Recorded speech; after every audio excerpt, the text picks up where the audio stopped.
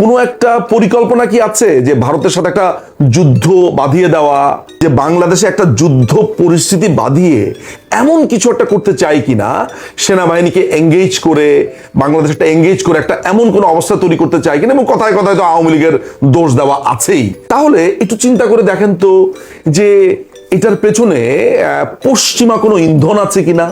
কারণ আপনি মোটামুটি যত রকমের অকাম কুকাম আছে দেখবেন, আপনি মোটামুটি একটা ট্রেল খুঁজলে আপনি পশ্চিমাদের একটা বিনিয়োগ আপনি দেখতেই পাবেন, অন্ততপক্ষে আমার রিসার্চ তাই বলে। আমি কিন্তু আপনাদেরকে বারবার বলেছি যে আমেরিকা বাংলাদেশে জামাত এবং এনসিপি কে ক্ষমতাতে আনতে চায়, আমি বারবার বলছি।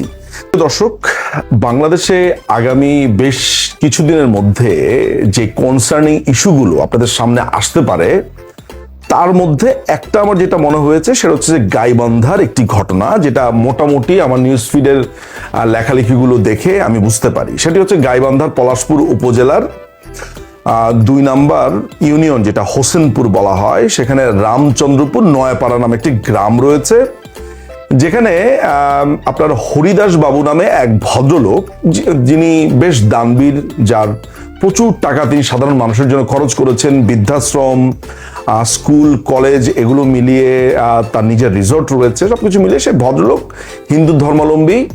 এবং তিনি এই জায়গাটাতে, যে অঞ্চলের নাম বললাম, সেখানে তিনি প্রায় 76% জমির উপরে প্রায় 22 কোটি অর্থ ব্যয় বলা হচ্ছে যে তিনি একটি মন্দির নির্মাণ করতে যাচ্ছেন, খুবই বেশ বড়সড় জায়গা নিয়ে, যেখানে পড়ালেখার ব্যবস্থা থাকবে, যেখানে ধর্মচর্চার ব্যবস্থা থাকবে, নানা ধরনের ফ্যাসিলিটিস সহ তিনি একটি মন্দির নির্মাণ করেছেন। এটা প্রায় হয়তোবা শেষের পর্যায়ে বা মাঝামাঝি অবস্থানে আছে, যেটা গত বছর শুরু হয়েছিল। একটি কালী মন্দির, যেখানে শিবের একটি আবক্ষ ভাস্কর্য দেখা যাচ্ছে, যেটিকে নানান জায়গাতে বলা হচ্ছে এটা রাম মন্দির নির্মাণ করছেন, এরকম ভাবে যারা ডানপন্থী উগ্রপন্থীরা আছে তারা বলা শুরু করেছে। এই পুরো মন্দিরটিকে নিয়ে ভয়ঙ্কর রকমের আমি বলবো বিদ্বেষ তৈরি হয়েছে। এটিকে ভেঙে ফেলো, এখানে কি কোনো মুসলমান নেই, এইটা এখানে থাকতে পারবে না, এখানে অধিবাসী প্রায় 2,44,000, হিন্দু ধর্মাবলম্বী প্রায় 16,000 বা 17,000, এত কম হিন্দু ধর্মাবলম্বী, তাহলে এত বড় মন্দির হবে কেন, ব্লা ব্লা ব্লা ব্লা ব্লা ব্লা। আমি এই মুহূর্তে যেখানে বসে আছি সেটি হচ্ছে আপনার কলকাতা। এই কিছুক্ষণ আগে, অর্থাৎ আমি যখন এই ভিডিওটা বানাবো তার ঠিক কিছুক্ষণ আগে আমি নিজ কানে আপনার আজান শুনেছি। দুপুরবেলাতেই জোহরের সময় আজান শুনেছি, এই আমার পাশের জানলাটা দিয়ে খোলার সাথে সাথে আমি খুবই মুগ্ধ হয়ে শুনছিলাম আজান, যে কলকাতা শহরের মধ্যে 5 ওয়াক্ত এইভাবে কিন্তু আজান দেওয়া হয়, আজান বলা হয়। এখানে প্রচুর মসজিদ রয়েছে, প্রচুর মুসলমান রয়েছে, বাংলাদেশে প্রচুর হিন্দু ধর্মাবলম্বী রয়েছে। অন্তত পক্ষে বাংলাদেশে অনেক কিছু হয়েছে ধর্মীয়ভাবে, নানান ধরনের ঘটনা আমরা ঘটতে দেখেছি। এই প্রথম আমি কাউকে বলতে শুনলাম, বাংলাদেশে আলাপ হতে শুনলাম যে বাংলাদেশে মন্দির হতে পারবে না, এত বড় মন্দির হতে পারবে না, এত বড় ভাস্কর্য হতে পারবে না। আমার প্রশ্ন হচ্ছে যে বাংলাদেশে হিন্দু ধর্মাবলম্বীরা কত বড় মন্দির নির্মাণ করবে তাদের জায়গাতে, কেনা জায়গাতে, সেটা কে নির্ধারণ করে দেবে? এবং বলা হচ্ছে সেখানে ভারতের সহকারী হাই কমিশনার বা ডেপুটি হাই কমিশনার সেটা উদ্বোধন করতে এসেছেন কাজের, সেটা তো সমস্যা। তারপরে বলা হচ্ছে যে এই ভাস্কর্য এখানে যদি থাকে তাহলে পুরো সমাজ নষ্ট হয়ে যাবে। এখন আমার প্রশ্ন হচ্ছে যে বাংলাদেশের যে সংবিধান, সেই সংবিধানে পরিষ্কারভাবে প্রত্যেক ধর্ম, প্রত্যেক নাগরিকের সমান অধিকার দেওয়া হয়েছে। কোনো মানুষ যদি তার নিজ নিজ ধর্ম পালনের জন্য মন্দির নির্মাণ করেন, মসজিদ নির্মাণ করেন, প্যাগোডা নির্মাণ করেন, বা শিখ ধর্মাবলম্বীদের জন্য যেই ধর্মীয় প্রতিষ্ঠান আছে সেটা নির্মাণ করেন, তাহলে সেটা বাধা দেওয়া বাংলাদেশের আইনে অসম্ভব, এটা যায় না, আমরা বর্বর সমাজ না। তো বাংলাদেশে গাইবান্ধার এই পলাশবাড়ির এই মন্দির নির্মাণ নিয়ে নানা ধরনের কথাবার্তা হচ্ছে। এই কথাবার্তা কে বলছে? এই যে আমি যে আপনাদেরকে এখন এই ভিডিওটা বানাচ্ছি, আপনি এটা শুনে একটু অবাক হবেন যে আপনার কেন এসেছে। এটা কি আপনার খালা বলেছে, আপনার ফুপু, আপনার চাচি, চাচা, মানে আপনার আশেপাশের মানুষজন, খেয়াল করে দেখবেন না, এটা নিয়ে কারো কোনো কনসার্নই নাই। এটা নিয়ে কেউ, বাংলাদেশের মানুষ আসলে এরকম শান্তিপ্রিয়ই, সাধারণ মানুষরা এগুলা নিয়ে বদারও করে না, বদার করবেই বা কেন? একজন ধর্মাবলম্বী তার ধর্মীয় আশ্রম বানাক বা ধর্মালয় বানান বা ধর্ম প্রতিষ্ঠান বানান, তাতে অন্য ধর্মের কেন সমস্যা হতে যাবে? বাংলাদেশ তো এমন রাষ্ট্র নয়। তাহলে কথা বলছে খুবই সুনির্দিষ্ট কিছু মানুষ, যেমন এই পিনাকি ভট্টাচার্য জানেন যে এই ধর্মীয় উগ্রবাদকে সে যত রকম ভাবে উস্কে দিতে পারে। কথা বলছে এই মামুনুল হকের ভাই মাহফুজ, কথা বলছে এই জসিমউদ্দিন রাহমানি এবং এদের যারা আছে, তারপর কেফায়াত উদ্দিন নামে এক লোক কথা বলছে। অর্থাৎ যত রকমের আপনি ধর্মীয় উগ্রবাদীদেরকে চেনেন, তারা এই বিষয় নিয়ে কথা বলছে এবং মানুষকে ক্রমাগতভাবে উস্কে দিচ্ছে। এখন আমার প্রশ্ন হচ্ছে যে পার্বত্য চট্টগ্রামে আমরা দেখেছি গৌতম বুদ্ধের হিউজ একটা আবক্ষ ভাস্কর্য বা মূর্তি, যেটি আপনি বলেন, যদি ধর্মীয় হয়, যদি মূর্তি হয়, মূর্তি বলেন, তাহলে হিসেব মতে তো সেটাও হতে দিতে পারা যাবে না। কেন এত বড় ভাস্কর্য থাকবে, এই কথাটা আরেকটা দল বলবে। তাহলে বাংলাদেশে অসংখ্য আপনার মসজিদ আছে, মন্দির আছে, তাহলে এক ধর্ম আরেক ধর্মকে বলবে যে এটা হতে পারবে না, এইভাবে হতে পারবে। আচ্ছা, এই যে কলকাতাতে যে এই যে টিপু সুলতান মসজিদ দেখেছি, বা আমি দিল্লিতে বিশাল বড় মসজিদ দেখে এসেছি, হিন্দুরা তো কখনো বলেনি যে দিল্লির জামে মসজিদ, যেখানে লক্ষ লক্ষ লোক নামাজ পড়তে পারে, সেটা ভেঙে দিতে হবে। এই কলকাতাতে হিন্দু অধ্যুষিত জায়গাতে আমি এটা বলতে শুনিনি যে মসজিদ হতে পারবে না। গতকালকেও আমাদের এক ভাইয়ের মা মারা গেছেন, হিউজ জানাজা হয়েছে, সেখানে কেউ কি বলেছে যে এই মসজিদ ভেঙে দিতে হবে, জানাজা হতে পারবে না, এটা হতে পারবে না? কখনো আমি বলতে শুনিনি। আমি বরঞ্চ একটা সহাবস্থান দেখি, যেমন বাংলাদেশেও কিন্তু এটা দেখেছি। সত্যি কথা, কিছু বিচ্ছিন্ন ঘটনা যদি আমি বাদ দিই, কিছু নোংরা ঘটনা যদি আমি বাদ দিই, তাহলে পুরো ব্যাপারটা দাঁড়াচ্ছে, তাদের যে মূল সমস্যা দাঁড়াচ্ছে সেটা হচ্ছে যে হিন্দুদের মন্দির কেন হবে, সেখানে এত বড় আবক্ষ ভাস্কর্য কেন হবে, এত সুন্দর একটা জায়গা কেন তৈরি হবে, এইটা হচ্ছে মূল সমস্যা। আরেকটা মূল সমস্যা হচ্ছে ভারতীয় হাই কমিশনার কেন সেটা উদ্বোধন করবে। বাংলাদেশে হাজার হাজার মসজিদ বানিয়েছে সৌদি আরব। এখন যদি হিন্দুরা বলে যে সৌদি আরবের লোকেরা বা সৌদি আরবের টাকাতে কেন মসজিদ হবে, যদি বলে যে সৌদি আরবের একজন ডিপ্লোম্যাট বা তাদের হাই কমিশনের কেউ মসজিদ উদ্বোধন করতে পারবে না। আমরা দেখেছি শত শত মসজিদ উদ্বোধন করতে দেখেছি কাতারের হাই কমিশনারকে, উপ হাই কমিশনারকে, অর্থাৎ মধ্যপ্রাচ্যের বিভিন্ন মুসলিম রাষ্ট্রের যারা আছেন তাদেরকে দিয়ে মসজিদ উদ্বোধন করানো হয়েছে। সেটা যদি এখন ভারত বলে এটা করা যাবে না, বা বাংলাদেশের হিন্দুরা বলে করা যাবে না, আপনার কেমন লাগবে শুনতে? বা কোনো খ্রিস্টান যদি কোনো গির্জা হয়, কেউ যদি বলে যে এই গির্জা উদ্বোধন করতে পারবে না আমেরিকার রাষ্ট্রদূত, এটা আপনার কেমন লাগবে শুনতে?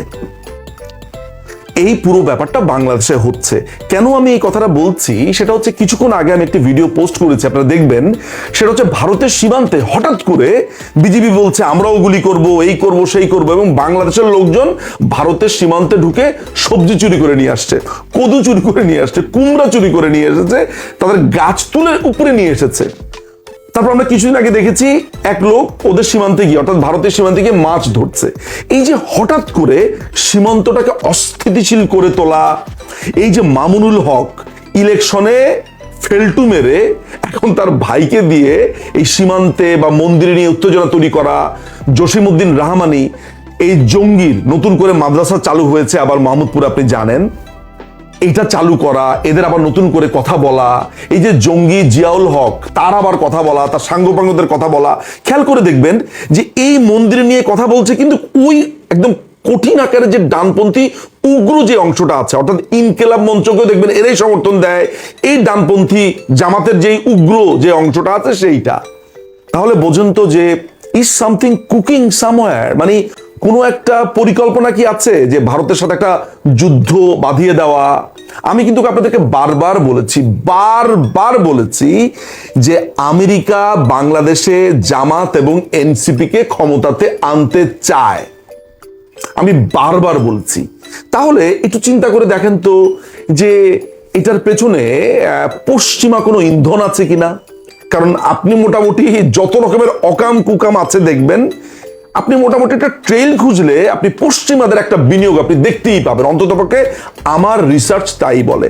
দেখেন তো যে বাংলাদেশে একটা যুদ্ধ পরিস্থিতি বাঁধিয়ে এমন কিছু একটা করতে চাই কিনা, সেনাবাহিনীকে এঙ্গেজ করে বাংলাদেশ একটা এঙ্গেজ করে একটা এমন কোনো অবস্থা তৈরি করতে চাই কিনা। এবং কথায় কথায় তো আওয়ামী লীগের দোষ দেওয়া আছেই, যে আওয়ামী লীগ এই করেছে সেই করেছে। আমার কাছে মনে হচ্ছে যে এই জিনিসগুলো গভীরভাবে ভাবার সময় এসেছে। দেখুন, হিন্দু ধর্মাবলম্বী যারা আছে, আমরা যেমন মুসলিম ধর্মাবলম্বী, আমরা কি করি, আমাদের পবিত্র স্থান হচ্ছে কাবা, আমরা কাবাতে যাই। আমরা যদি হযরত হাসান হোসেন, হযরত আলী রাদিয়াল্লাহু আনহু, তারপর আমরা এরকম মানে ধর্মীয় বিষয়াদি দেখতে চাই, আমরা কোথায় যাই, ইরাকে যাই, ইরানে যাই, এমনকি ইসরায়েলের যে মস্ক আছে সেটাও কিন্তু দেখতে অনেক মুসলমানরা যায়, মক্কাতে যায়, সৌদি আরবে যায়, অর্থাৎ মধ্যপ্রাচ্যের জায়গাগুলোতে যায়। কিন্তু আমাদের একটা তীর্থস্থান বা আমাদের একটা পবিত্র জায়গা কোনটা? মক্কা। আমরা হজ করতে যাই। এখন কেউ যদি আমাদেরকে বলে আপনি সৌদি আরবে যান কেন, হজ করতে যান কেন, আপনার কেমন লাগবে শুনতে? ঠিক একইভাবে হিন্দুদের যে তীর্থভূমি, হিন্দুরা তাদের নানান ধরনের পুণ্য কাজ মনে করে, গঙ্গার জলে স্নান করা, এখানে আসা, তীর্থে যাওয়া, এটা তো একটা স্বাভাবিক ব্যাপার। ভারতবর্ষে হিন্দু অধ্যুষিত, এখানে আসবে, এবং ভারতের টাকাতে যদি বাংলাদেশে কোনো কোনো মন্দিরও হয়, তাহলে তো আমি কোনো আশ্চর্য কিছু দেখি না। যদি সৌদি আরবের টাকাতে বাংলাদেশে প্রচুর মসজিদ হতে পারে, আমাদের একটা বড় তীর্থের জায়গা কোথায়, বড় একটা পবিত্র স্থান কোনটা? মক্কা। সেখান থেকে যদি আমাদের হাজার হাজার মসজিদের টাকা বা এতিমখানা, মাদ্রাসা, এগুলোর টাকা সৌদি আরব দিতে পারে, তাহলে ভারতের টাকাতে একটা হিন্দু ধর্মাবলম্বী বা হিন্দু গরিষ্ঠ রাষ্ট্রের লোকেরা যদি এইখানে কোনো মানুষকে দিয়ে মন্দির বানায়, মসজিদ বানায়, আমি বলছি না যে পলাশবাড়ির যে মন্দির সেটা ভারতের টাকায় হচ্ছে, আমার কথা হচ্ছে যে এগুলো নিয়েও তো কথা হচ্ছে। ফলে এই যে পুরো আলাপটা উঠেছে, এইটা আপনারা গভীরভাবে বিশ্লেষণ করবেন, দেখতে থাকেন। আমার মামা, চাচা, খালা, মামি, কিংবা আপনার মামা, চাচা, খালা, মামি, বন্ধু বান্ধব, এগুলো নিয়ে কিন্তু কেউ কনসার্ন হচ্ছে না। কনসার্ন হচ্ছে একেবারে খুবই সুনির্দিষ্ট, একেবারে উগ্রপন্থী যারা আছে, এই যে হিজবুত তাহরির, জামাতের যে উগ্রপন্থী আছে, তারা কেন তারা এগুলা বলছে, কি কারণে বলছে, এই গাইবান্ধার পলাশবাড়ির এই যে নয়াবাড়ি যে গ্রামে এই মন্দিরটা হচ্ছে, এইটা নিয়েই কেন তাদের এত চুলকানি, এইটা আপনারা মনে হয় একটু ভালো করে দেখার বিষয় আছে। আপনারা খেয়াল করে দেখবেন যে জুলকারনাইন সায়েরের মতো উস্কে দেওয়া লোক, সেগুলো নিয়ে লেখালেখি করছে, পিনাকিও করছে। দেখেন, সবগুলোর গোড়া কিন্তু এক জায়গাতে এসে আমরা দেখতে পাচ্ছি। কে কত কোটি টাকা দিয়ে মন্দির বানাবে, এটা আপনি নির্ধারণ করে দিতে পারেন না।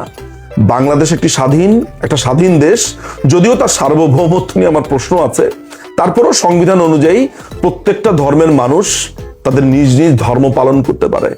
10 ফিট না, 50 ফিট না, কেউ যদি 5000 ফিট ভাস্কর্য নির্মাণ করে তার ধর্মীয় জায়গাতে, আমি কোনো রকমের প্রবলেম তো দেখি না, কোনো সমস্যা তো দেখি না। এটা কেন সমস্যা হবে? তার ধর্ম সে পালন করছে। ফলে এটা নিয়ে আপনারা সতর্ক থাকবেন, এবং যারা এই সমস্যাটা তৈরি করতে চাচ্ছে তাদের ব্যাপারে অবজার্ভ করবেন, নজর রাখবেন। এটা বলার জন্যই এই ভিডিওটা তৈরি করেছি। অনেক ধন্যবাদ।